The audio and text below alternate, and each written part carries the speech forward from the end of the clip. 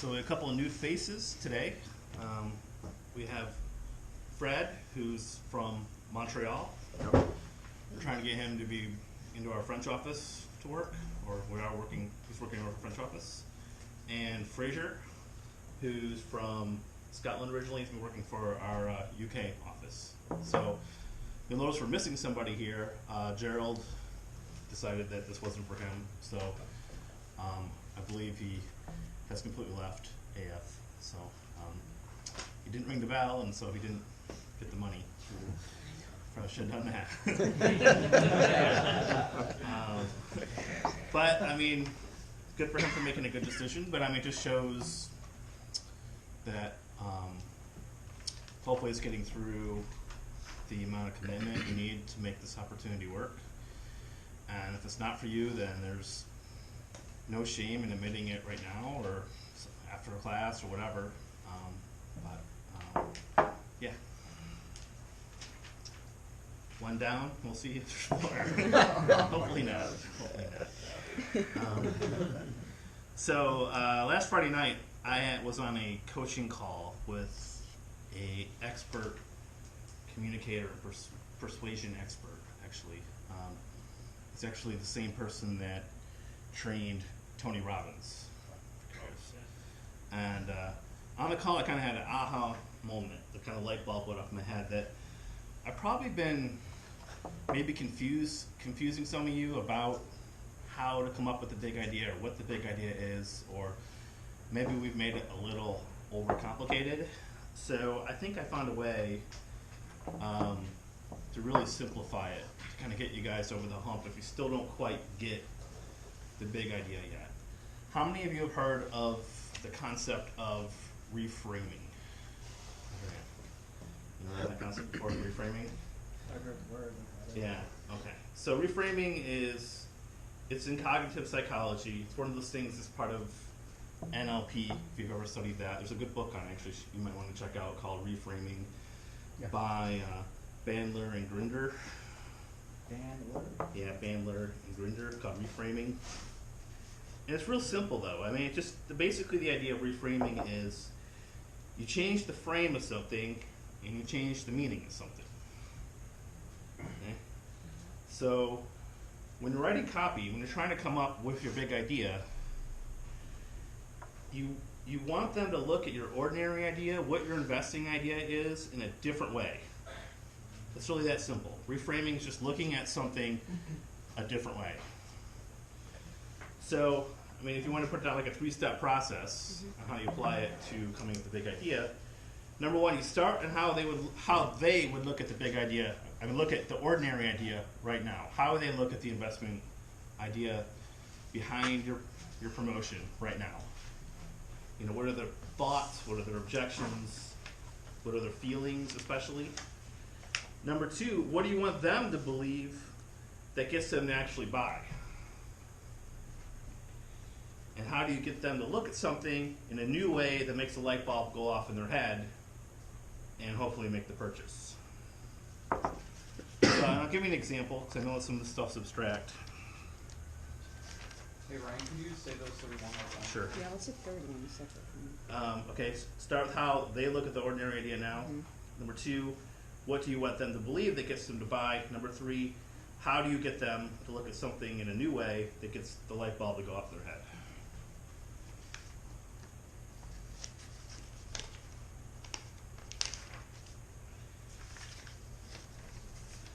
So if you look at it, there's really like 2 frames you're working with. Your current frame, that if they look at it this way, they probably won't buy. And then you look at your reframe, and if they look at it this way, hopefully they buy. Okay? So I'll give you an example. An options trading strategy. You're selling a newsletter service, a back-end advisory that involves trading options. You know, what do you think is their current frame when they hear options trading? Too risky. Complicated. Okay. Yeah, risky. Okay. Anyone? Need a lot of money to get started. Need a lot of money to get started. Yeah. Lose a lot of Or money. professional. Risky. Okay. Yep. Difficult. Hard to understand. risky. Yeah, not for me. Yeah, too abstract. Not for me.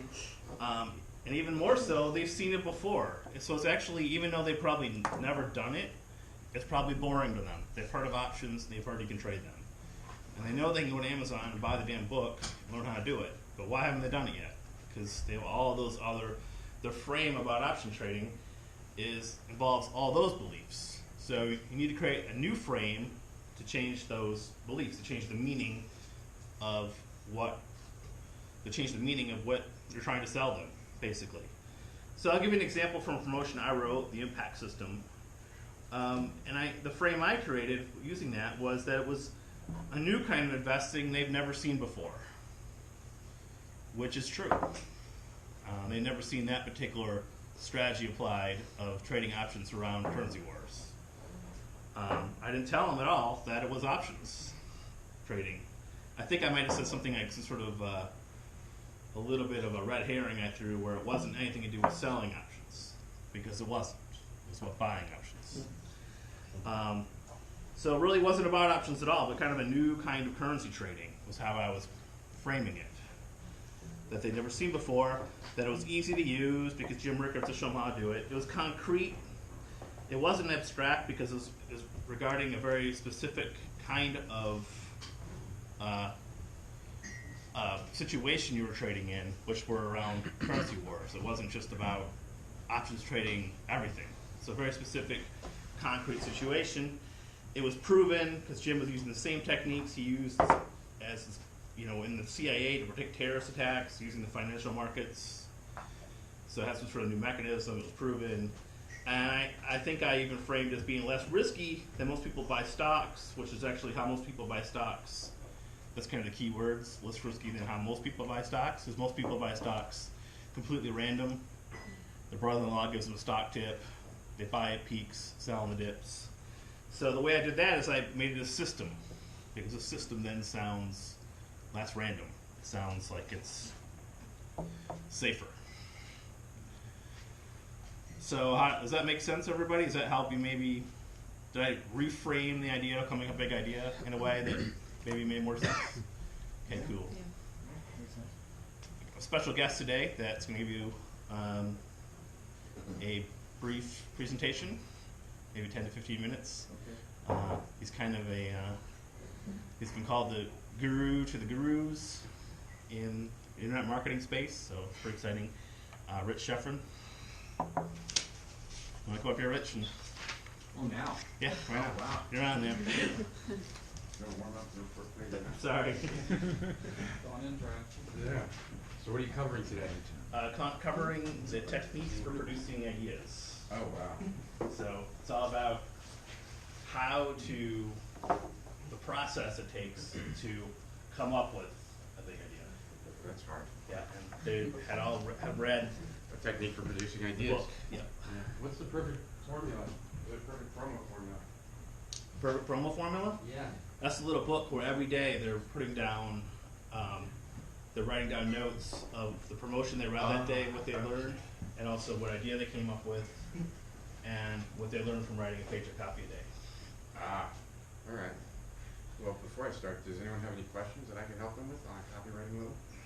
That's a bizarre question to ask, I think, but nonetheless, you guys are here and you're learning copy, and I had to do that too. So, not the same way that Ryan's teaching you, a totally different style, also different type of copy. So, I can kind of tell you how I went and learned, but I'd like to hear any questions you have. Yeah, could you overview your chain of beliefs? How do you know that? I can tell you later. Okay. Andre. So Agora, like the way I look at Agora is that they're a very good company. That they're very good at selling. They don't really know that much about marketing, and they're starting to learn more about marketing now. I've kind of been around Agora for quite a long time. So been around Agora since Agora was about an $80 million business. Now I think you guys know how big it is today. And one of the reasons that you are so big today, as opposed to back then, is this type of copywriting style. It's very unique. This type of copywriting style, what Ryan's going over right now as far as the big idea, is really unique to Agora. And I don't know if you know the origin story of Agora. Do they get into that at all? Not really. Okay, so the origin story of Agora, not the origin like very beginning, first dollar made, because I don't know that story, but the beginnings of Agora started to grow. Bill Bonner was basically one of the best copywriters out there, so good in fact, that he could charge another company he could write a promotion for them and take half of the profit of acquiring a customer.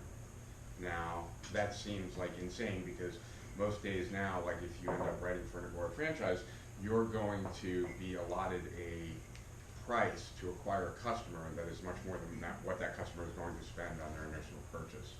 Have you guys gone over any of that? A little bit? Okay, so there's something called initial cart value, which is what the customer will spend on the very first transaction with you. And generally, like a franchise like Agora Financial will then take what they can make the next 6 months on that customer and add it to the initial cart value. So if they make $150 from every customer over the first 6 months that customer is a customer, and the average cart value is 100, selling like a $49 newsletter because of upsells and bumps and things like that, well then Agora Financial will spend $250 to acquire that $50 buyer, right? And Bill was so good that on selling that $50 buyer, there was actually some profit, the exact opposite of kind of the way it works now. And his business was to split that profit with whoever's company it was that was getting the customer. That's an unheard of deal. If you go to any business and say, I'd like to get you another 1,000 customers, but I just want to split the profit on how much it costs to acquire those customers, pretty much every company would say, yeah, sign us up, right? So it was this type of